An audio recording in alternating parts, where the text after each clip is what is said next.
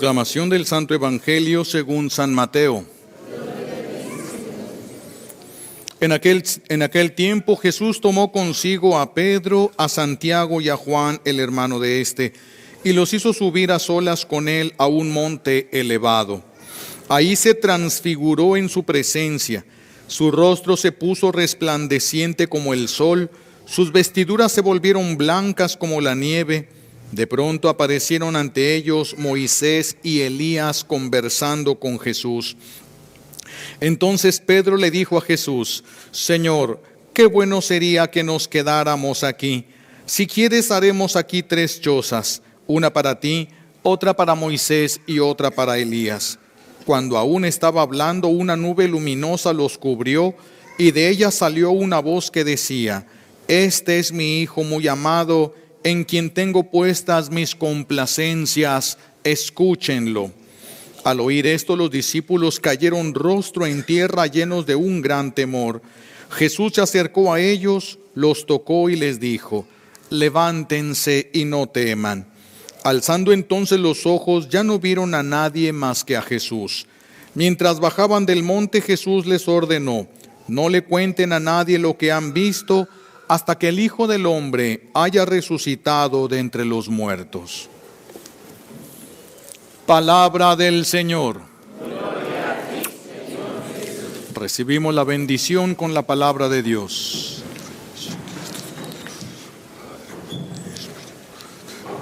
Siéntense, por favor.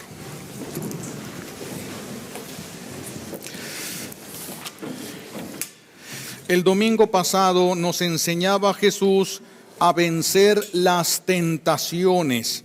Nos enseñaba Jesús a vencer las tentaciones y ahora nos quiere subiendo la montaña, subiendo una montaña. ¿Qué quiere decir esto o a qué se refiere? Evitar el pecado o dejar el pecado no es todo el proyecto de Dios para nosotros. Si una persona deja de cometer todo tipo de pecado, no por eso se salva. Lo que nos va a salvar no es el simplemente dejar el pecado. El proyecto de Dios para nosotros es que seamos santos. Ese es el proyecto de Dios para nosotros. Debemos de ser santos. Es verdad que es necesario dejar el pecado. No decimos que se puede seguir pecando y que no hay problema. No, sí habría problema, pero no basta con luchar. Sí, no bastaría con luchar para que una persona se salvara, luchar contra el pecado. Es necesario que seamos santos. Nosotros hemos sido creados por Dios y para Dios. Somos criaturas de Dios, pero hemos sido creados para Dios. Y como Dios es amor, entonces hemos sido creados para el amor. Es decir, hemos sido creados para la santidad. Esto es para lo que hemos sido creados. Claro que viene un descontrol tremendo con la caída culpable de Adán y Eva. Con esa caída culpable que nos hace perder tantas cosas de parte de Dios para nosotros. Pero Dios no nos abandonó.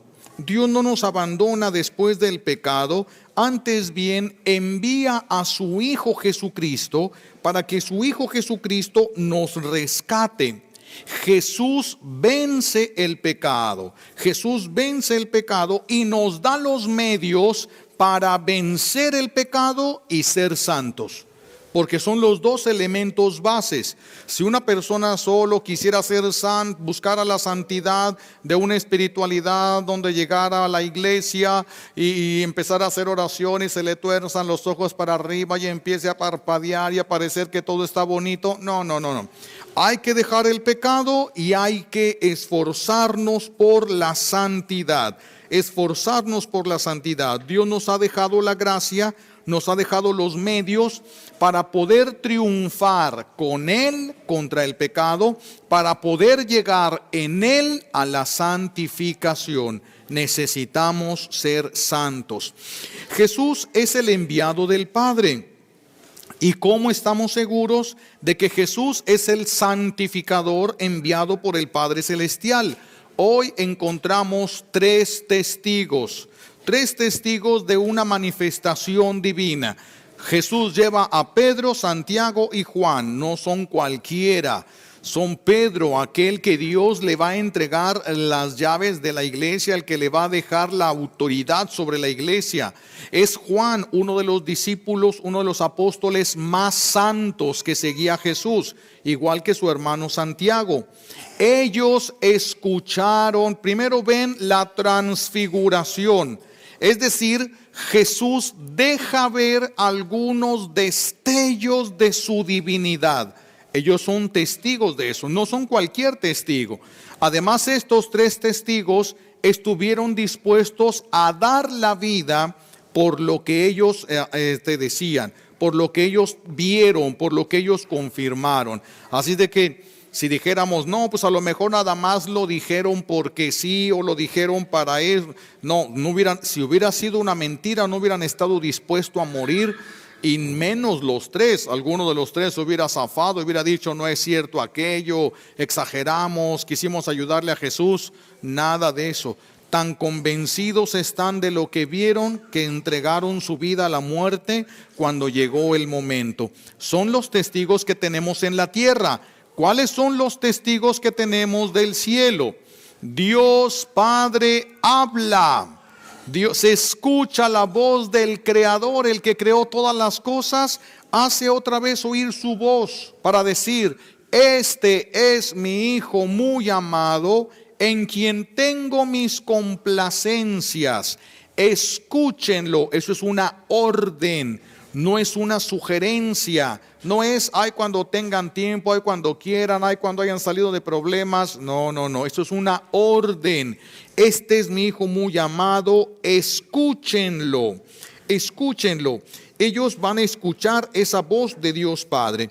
Ahora, Pedro, Santiago y Juan ven a dos personajes que son Elías y Moisés.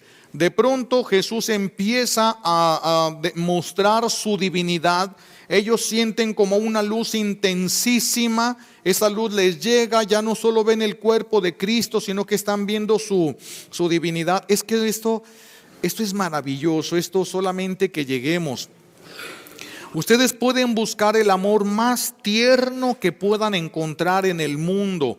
El amor a un bebé, qué sé yo, cada quien podrá decir, podrá haber tenido la experiencia de un amor profundo, de un amor fortificante.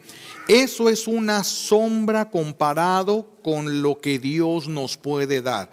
Por eso los apóstoles quedan atarantados cuando ven el amor de Dios.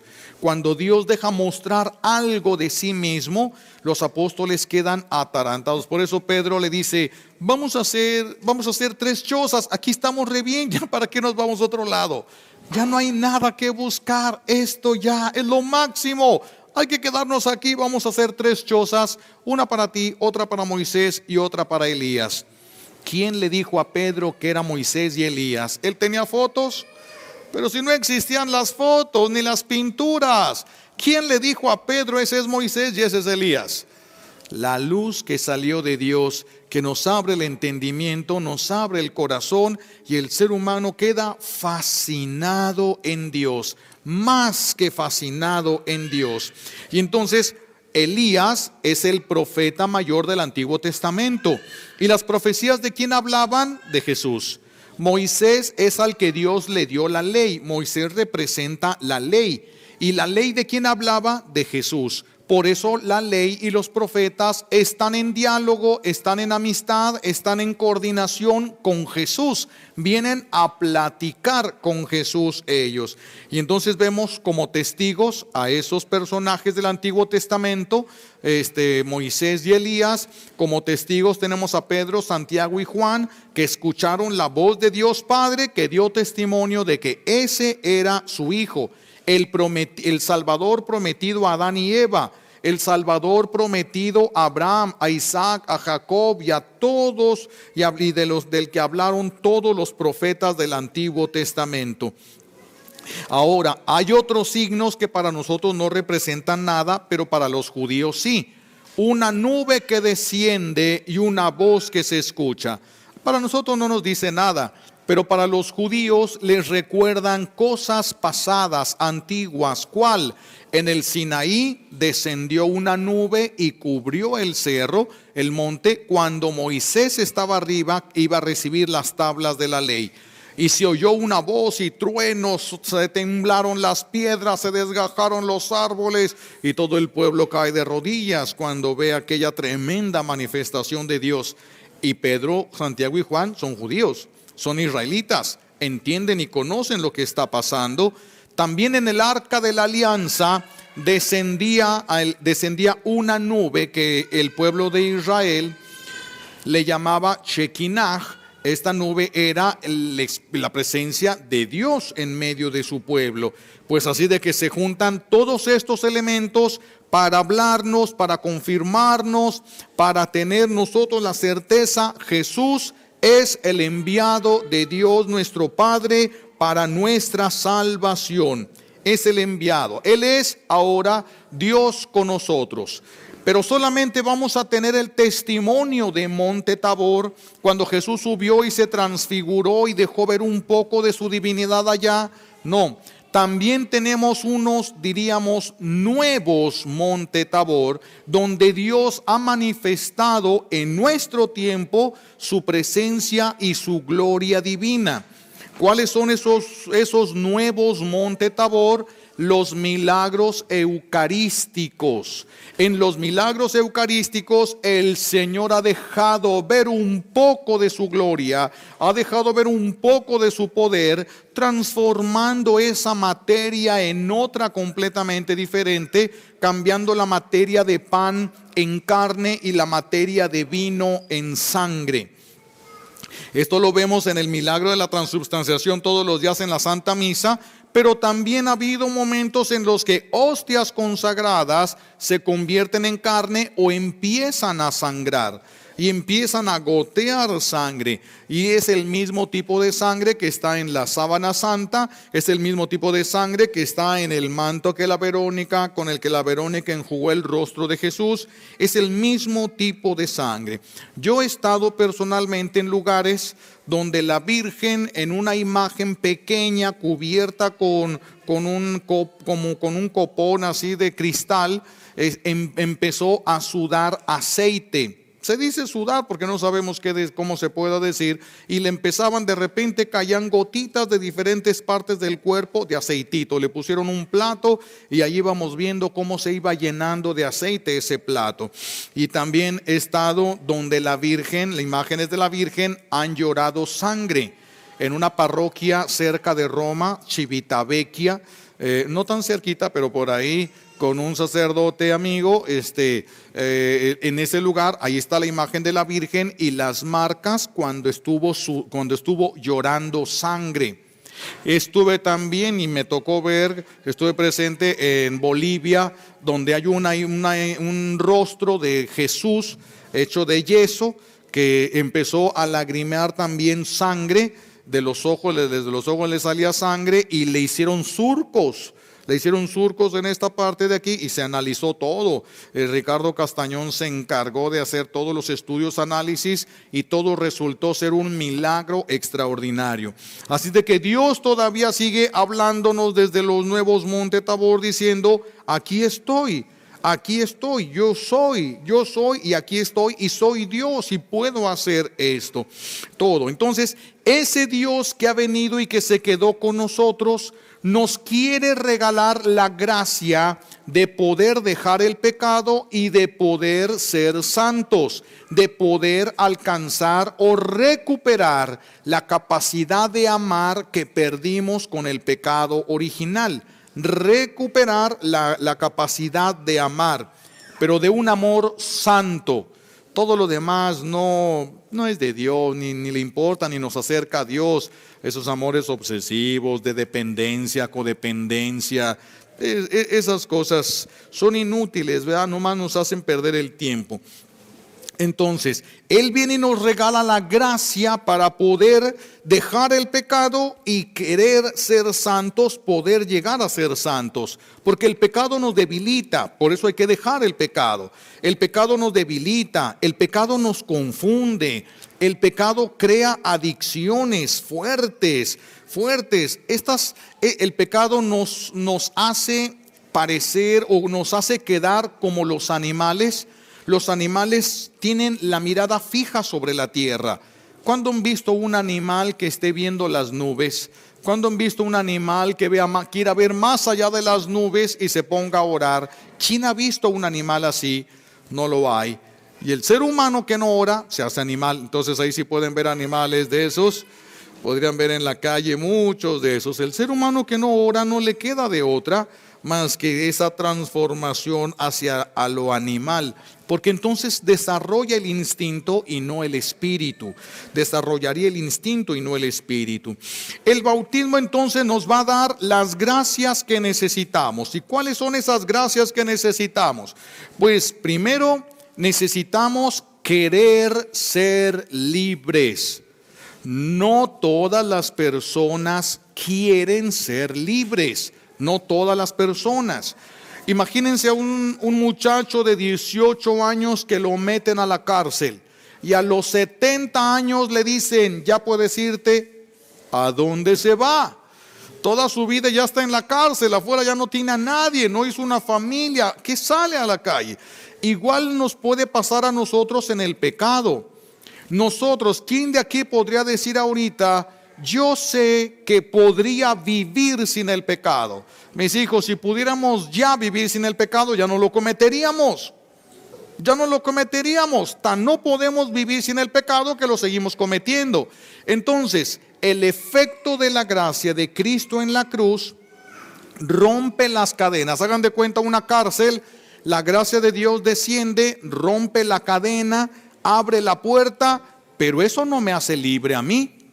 Eso a mí no me hace libre. ¿Cuándo voy a ser libre? Cuando me levante y salga.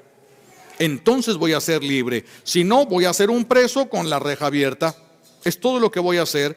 Por eso hay muchas personas que recibieron el bautismo y siguen presas. Recibieron el bautismo y siguen inmersas en el pecado porque no tienen la fortaleza para querer dejar de pecar. Una cosa es que tú te confieses del pecado que cometes y otra cosa es que tú quieras dejar ese pecado. Son dos cosas completamente diferentes. Por eso viene la acción divina sobre nosotros. En esta acción divina, durante el bautismo, el sacerdote nos ungió con el óleo santo en el corazón. Y cuando el sacerdote nos unge con el óleo santo en el corazón, Dios nos regala el don de fortaleza. Dios nos regala el don de fortaleza para que tengamos la fuerza para querer dejar el pecado, para tener la fuerza para levantarnos del pecado y salir. No todos pueden hacer eso. Por eso hay tanto alcohólico, drogadicto, rateros, tanta gente inmersos en la lujuria. No pueden. Sí quisieran algunos, pero de una manera tan tímida que no sale, que no pueden lograrlo. Jesús nos enseña en la parábola del hijo pródigo que dice el hijo pródigo cuando está allá en medio de los puercos. Dice, en casa de mi padre todos tienen para comer. Me levantaré e iré a mi padre. No dijo, mañana me levanto. No, ahora sí, el próximo lunes empiezo. No, ya la semana que entra porque ahora sí, ya dije, ahora sí, ya. Dijo, me levantaré, se levantó y caminó.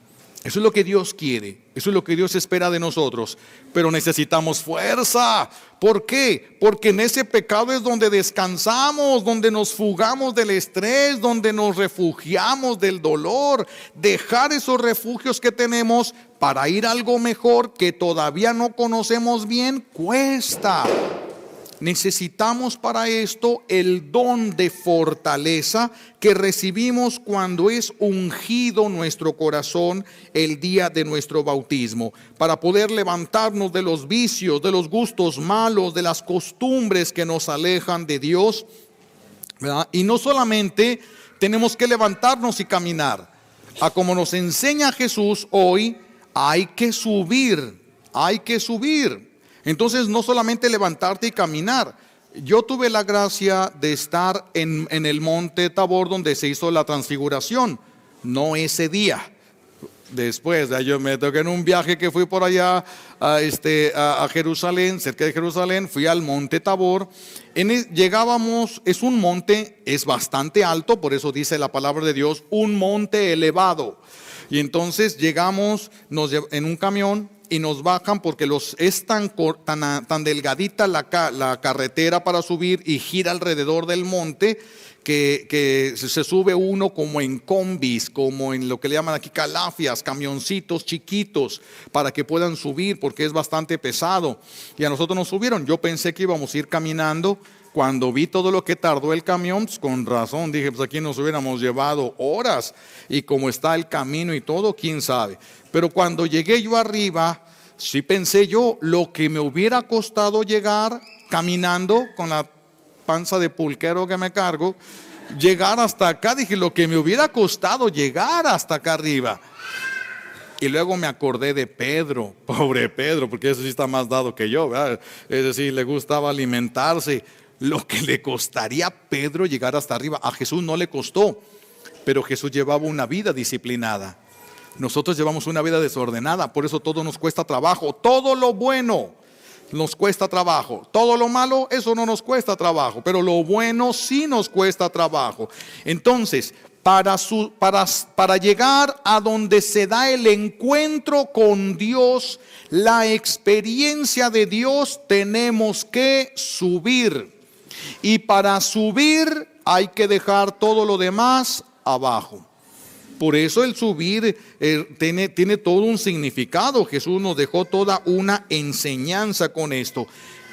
¿Quieres tener un encuentro personal con Dios? Cuesta trabajo. No es rezar o masticar un Padre Nuestro mientras te pones los calcetines para decir, oh, ya tuve un encuentro personal con Dios, para llevarlo al mundo. No es eso. Necesitamos darle un tiempo suficiente para poder llegar a suscitar este encuentro personal con Dios. Encuentro personal con Dios. ¿Qué es lo que sucedería si nosotros tuviéramos este encuentro donde Dios nos comunica la gracia de su fortaleza? Vamos a ver el don de fortaleza en el Antiguo Testamento para que podamos entender un poquito este don. Resulta que Dios le concede este don de fortaleza a Sansón. Mientras Sansón permaneció fiel a Dios, ningún enemigo lo pudo vencer. Mientras Sansón permaneció fiel a Dios, ningún enemigo lo pudo vencer. Y Dios se encargó. Miren, en una ocasión se le viene un grupo de soldados encima. Sansón no tiene nada, que ellos traen sus escudos, traen sus cascos. Sansón se va haciendo hacia atrás, ve una quijada de burro, agarra la quijada de burro y a quijadazo los mató a todos. A todos. Las quijadas de burro son muy fuertes, y con la fuerza de él sumía el casco de los soldados en su propia cabeza. Ahí quedaron todos. Cuando Dios le da a alguien el don de fortaleza, nadie lo puede derribar. Se le echa encima a Sansón un león, lo agarra del hocico, se lo abre hasta que le truenan las quijadas al león y ahí lo deja tirado. Cuando Dios le da el don de fortaleza a alguien, es invencible. Esto no quiere decir que no tenga enemigos. Significa que los enemigos no lo pueden vencer. No lo pueden vencer cuando Dios le regala a alguien. Entonces hay que subir allá donde se suscita el encuentro con Dios. Otro que recibe la fortaleza de Dios en el Antiguo Testamento, Elías. Dios le pide que vaya hacia donde estaba el monte Carmelo. Cuando yo estuve en aquel viaje por Jerusalén, pasé por el desierto, no por donde pasó Elías, porque nadie sabe por dónde pasó. Pero cuando pasamos nos dijeron, allá está el Monte Carmelo, un desierto brutal. Tremendo desierto, no hay arbolitos, arbustitos donde meterse, un tremendo desierto. Elías cuando va avanzando hacia allá ya no aguanta, ya no puede, cae prácticamente desmayado. Y entonces Dios le regala el don de fortaleza, lo alimenta, lo levanta, le da la fortaleza. Elías se levanta, empieza a correr y dura 2 días corriendo. Diríamos ahorita como si fuera a recibir herencia, 2 días. No se paraba ni para comer, ni para tomar agua, nada, sin necesidades. Por eso si Dios quiere, Dios puede hacer todo esto con nosotros. El don de fortaleza nos lo permitiría porque ya no es la fuerza humana.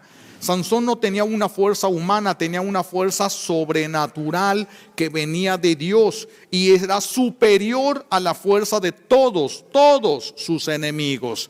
Nosotros podemos tener esa fuerza porque la recibimos como unción en el bautismo, la recibimos como unción, pero lo que no se usa se atrofia. Lo que no se usa, dejen una estufa 10 años sin usar y luego préndanla a ver si prende. Un refrigerador 10 años sin usar y luego préndanlo a ver si prende. Un don de Dios 10 años sin usar, úsenlo a ver si sale. Dios no quita lo que da, pero sí podemos atrofiar lo que Dios nos ha dado. Cuando nuestro espíritu está sostenido por Dios y nuestro cuerpo disciplinado, porque si yo no tengo un cuerpo disciplinado, mi cuerpo no sigue al espíritu. Yo tengo que tener un espíritu sostenido por Dios, un cuerpo sujetado, sometido al espíritu, de tal manera que lo que Dios quiera hacer, el cuerpo siga al espíritu. No es que sean 2 cosas separadas, pero tienen necesidades diferentes. Por eso es que se tiene que cuidar de las 2 partes, de la parte espiritual y de la parte física. Entonces, si mi espíritu sigue al cuerpo y mi espíritu es tomado por Dios, mis hijos, la victoria está dada.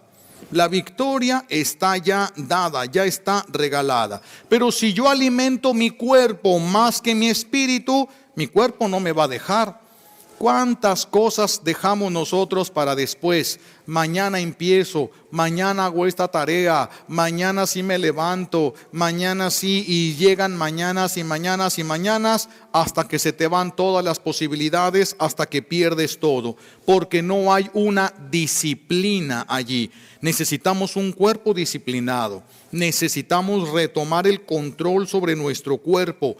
Dios para eso nos regala el don de fortaleza, para que puedas controlar tu cuerpo, para que puedas controlar tu espíritu. Dios nos da el don de fortaleza para que podamos subir al monte de la espiritualidad. ¿Qué significaría crecer en espiritualidad? ¿Qué significa? Crecer en espiritualidad significa crecer en el amor. Crecer en espiritualidad. Si una persona llega a la iglesia y pone ojitos, pajaritos, y se le tuercen y se pone así, pero no ama, no le sirve de nada, mis hijos. Eso no sirve de nada. El que no ama, el que no crece en el amor, no creció absolutamente en nada. Una persona que esté al servicio de Dios y no ama, no le sirve. Por eso hay sacerdotes en el infierno que pasaron toda su vida sirviendo a Dios en el altar y están en el infierno. Sirvieron a Dios, pero no crecieron en el amor. Si ustedes no crecen en el amor verdadero, en el amor santo, tampoco verán a Dios. No importa que dejen de pecar y no importa que estén al servicio de las cosas de Dios o de los que sirven a Dios. Eso no importa. Eso tiene que nacer del amor. Haber crecido en el amor, y el amor nos debe de impulsar a esto. Si no, no tiene sentido. Hacer el bien sin amar no tiene sentido, no tiene ningún sentido. Entonces, crecer en la espiritualidad es crecer en el amor. para nosotros es una necesidad urgente amar santamente.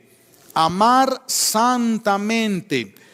Dicen que tenemos que amar al estilo de como hacen las abejas, como hacen las mariposas con las flores.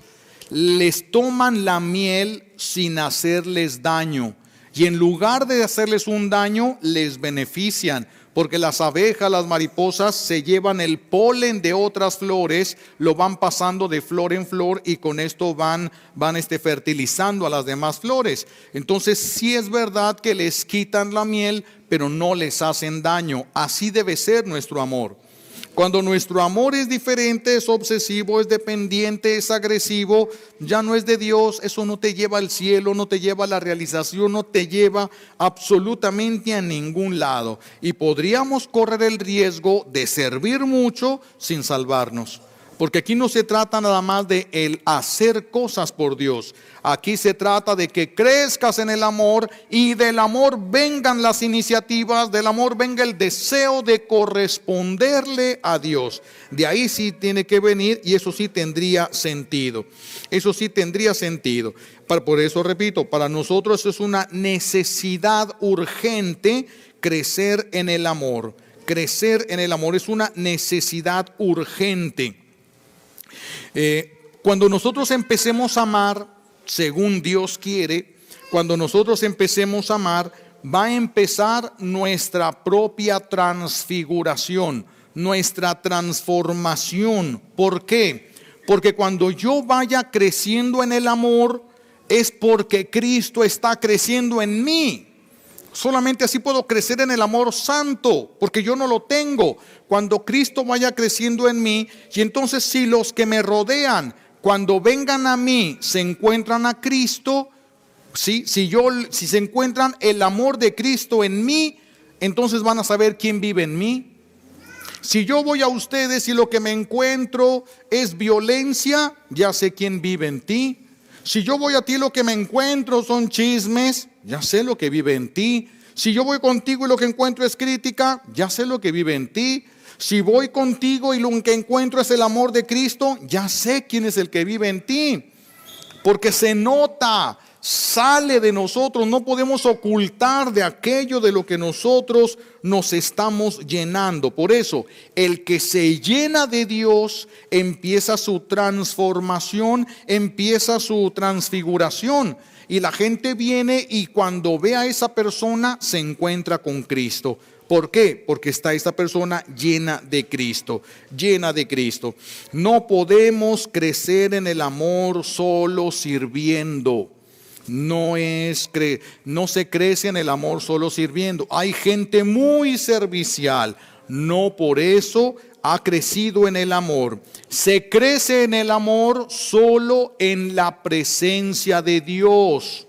En la presencia, no en la presencia del prójimo. Si creciéramos en el amor con la presencia del prójimo, servirlo nos haría santos. Pero no, lo que nos hace santos es el contacto con Dios. Cuando Dios se transfigura delante de Pedro, Santiago y Juan, y cuando llegan esos rayos divinos, los dejan atarantados, extasiados, emocionados, ya no les importa nada. Por eso entiende Pedro que aquel es Elías y que el otro es Moisés.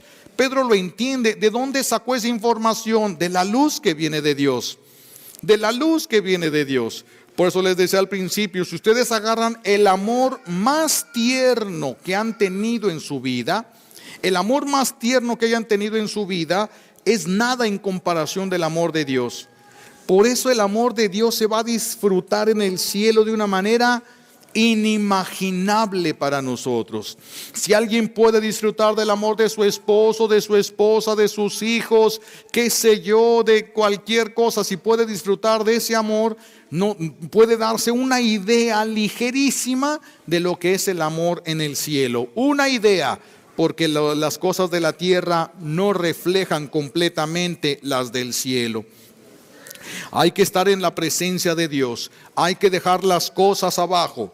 Pedro, cuando subió a Monte Tabor, no pudo llevarse ni su casa, ni su lancha, ni las redes, no podía llevarse nada de eso, no podía llevárselas. Tampoco nosotros vamos a poder llevarnos nada cuando queramos ir al encuentro de Dios. Tenemos que dejar todo lo demás, personas, animales, cosas, afectos, todo absolutamente, despojarnos de todo para quedarnos solamente con Dios. Cuando una familia se junta para hacer oración, todos unidos, es muy bueno. Pero eso no suple los momentos personales con Dios, no lo suple. ¿Por qué? Es necesario que tengamos momentos personales y a solas con Dios para poder crecer espiritualmente. ¿Por qué? Porque cuando nosotros estamos en una oración personal y el Señor nos permite sentir alguno de sus rayos hacia nosotros, la persona puede entrar en lo que se le llama la contemplación. Y si la persona entra en contemplación, el primer paso de la contemplación es cara de bobo. Así se le llama en espiritualidad. Es como cuando un muchacho está enamorado de una muchacha, pero perdidamente enamorado, y cuando se le queda viendo, hasta ladea la cabeza, abre la boca, se le cae la baba, le cuesta trabajo tener los ojos abiertos porque todos los músculos están sueltos. No está pensando en él, está fuera de él, extasiado en aquella persona. Si Dios le regala a alguien una contemplación y se da cuenta que está poniéndose así, o que alguien se ríe, ya no va a poder orar.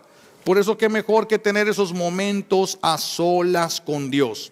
O te puede regalar Dios el gozo santo, y entonces viene una sonrisa y una felicidad interna preciosísima. Lo he visto yo en personas, una felicidad, una sonrisa impactante, de veras, de muchísima paz. Es que solamente viéndola uno se podrían dar una idea, cuando Dios se la regala. Pero las personas, cuando Dios se la regala y se dan cuenta, pues tratan de tapar un poquito su rostro, porque la gente pues los ve como si estuvieran locos o algo. Entonces, por eso necesitamos momentos a solas con Dios. Sí, en familia, pero eso no te quite tus 5 minutos, tú y Dios a solas. Por si Dios te quisiera regalar algo, nadie te estorbe, nadie te saque de tu oración en ese momento. Estos momentos personales con Dios, el Señor suele irradiar su luz sobre nosotros, primero para consolarnos.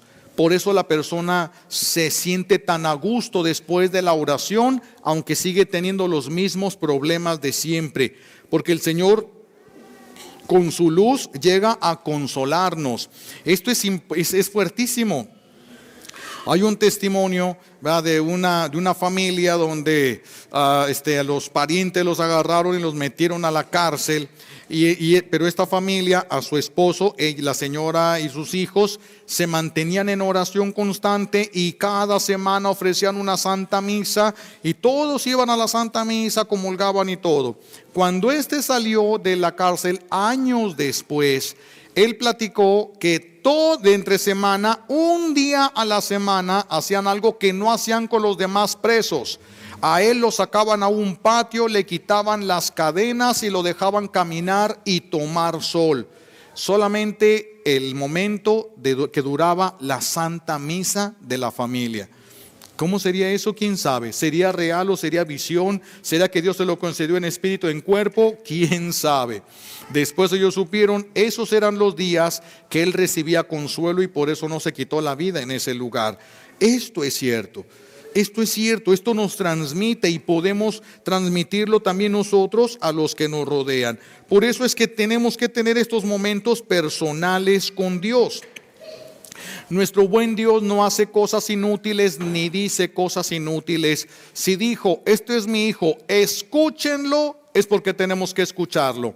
Por eso son momentos con Dios a solas y en silencio, no un silencio total.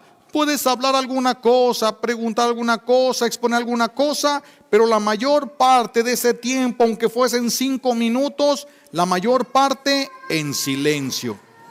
¿Y para qué la mayor parte en silencio? por si el Señor quiere regalarte algo, lo que sea. Si el Señor te lo quiere regalar, allí estar para lo que Él quiera. Por eso hay que saber guardar silencio. Les platicaba yo de aquel monje que duró 50 años haciendo la misma oración todos los días, mañana, tarde y noche. Señor, permíteme oír tu voz, una sola vez que oiga tu voz, Señor, permíteme. Y a los 50 años oyó la voz de Dios que le dijo, pues cállate. Sí, muchos quisieran oír, quisieran entender a Dios, pues cállense para que la luz venga. Deja trabajar la gracia de Dios en ti. Por eso nos dice San Pablo que aunque es un esfuerzo grande, nos conviene responder al llamado que Dios nos hace al amor, el llamado que Dios nos hace a la santidad. Pero si alguien dice es que yo no siento nada, yo no veo el cielo, yo no veo todas estas cosas.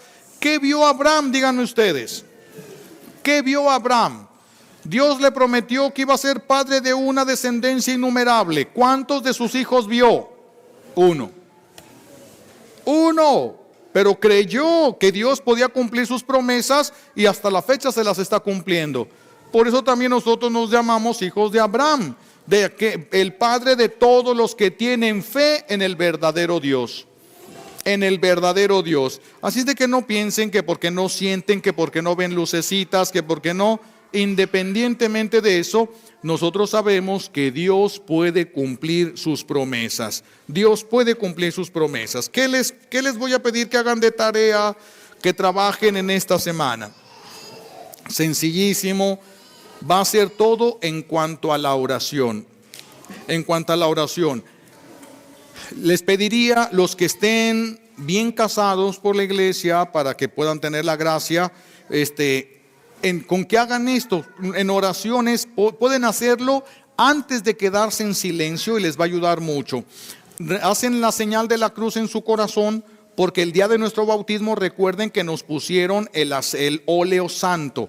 Entonces ponemos la mano sobre el corazón y le pedimos a Jesús renueve el don de fortaleza que nos dio el día de nuestro bautismo. Que lo renueve, y se renueva. No crean que se les va a aparecer el aceitito ahí, no se va a aparecer ningún aceitito ni nada. Pero sí se reactiva la gracia que recibieron ese día. Entonces pones tu mano para que se reactive la gracia. Por ejemplo, si alguien dijera, no puedo renunciar a este pecado, no he podido dejar este pecado. Mentiras, malas palabras, alcoholismo, drogadicción. Pon tu mano ahí, pide la gracia para renunciar a ese pecado y para querer salir de él. Pídela todos los días. Todos los días hay que saber perseverar, porque a veces Dios nos pone a prueba a ver cuánto queremos eso que pedimos. Y hay que perseverar, hay que saber perseverar. Pon tu mano sobre el corazón y pregunta, ponte a pensar, discierne cuáles son las cosas que tú tienes que dejar de hacer. ¿Qué pecados estás esclavizado? Pones tu mano, pides el don de fortaleza, que Dios reactive el don de fortaleza en ti. ¿Para qué? Pues en este caso, por ejemplo, para dejar este pecado, para renunciar a este gusto, para sacar esto de mí. Pide el don de fortaleza. A lo mejor puedes pedir el don de fortaleza para empezar a orar.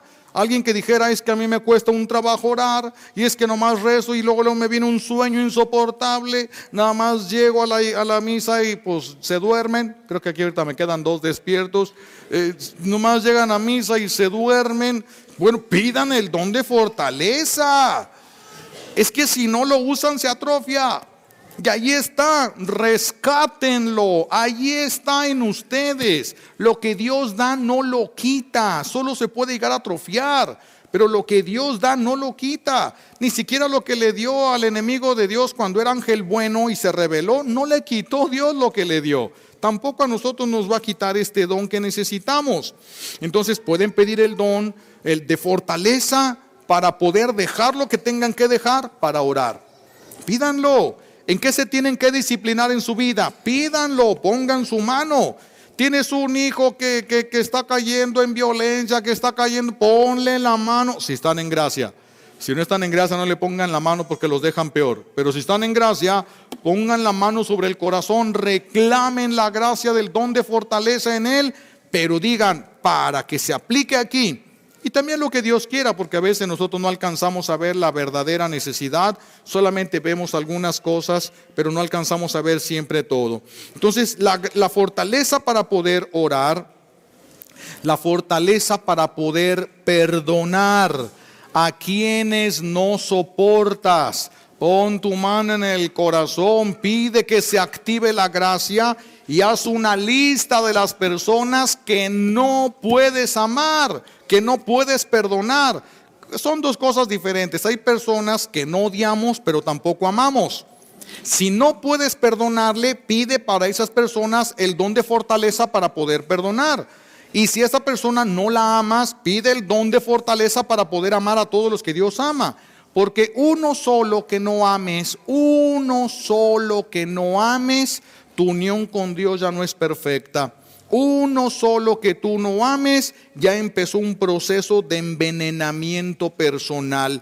Una sola persona que no ames. Si tú te niegas a amar a una sola persona, ya no podrás ser santo. Podrás hacer el bien, pero ya no podrás ser santo, no podrás ser santa. Y nuestro camino es ser santos.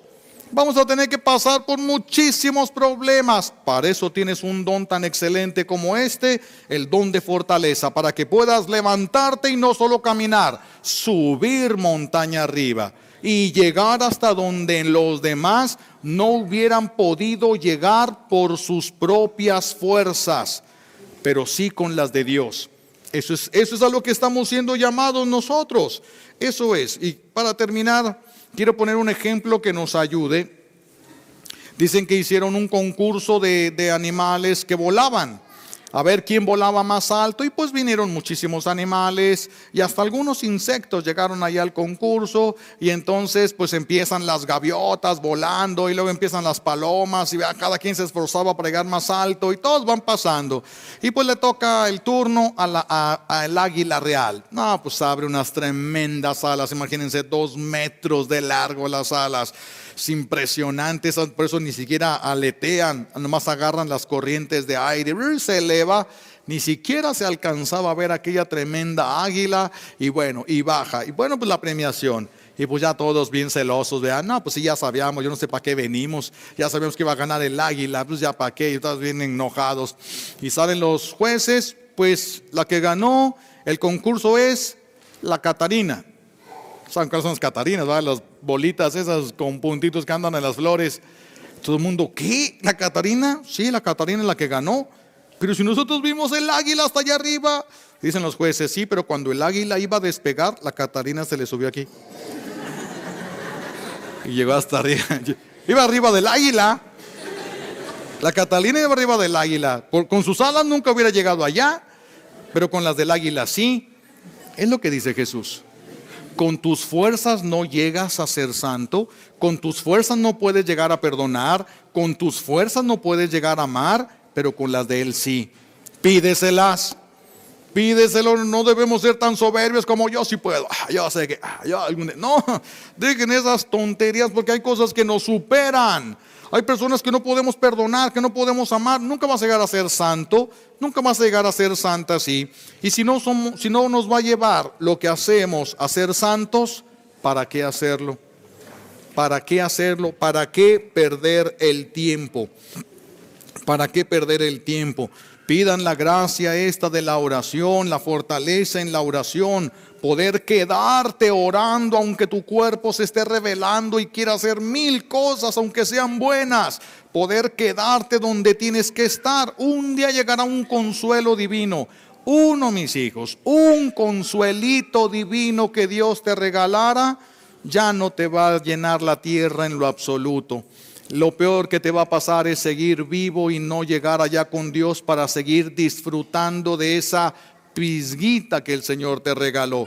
Pero eso no lo van a encontrar viendo telenovelas, ni platicando mitotes con su comadre, ni perdiendo el tiempo. Ahí no van a encontrar consuelos divinos. Hay que suscitar las cosas como Dios lo pide.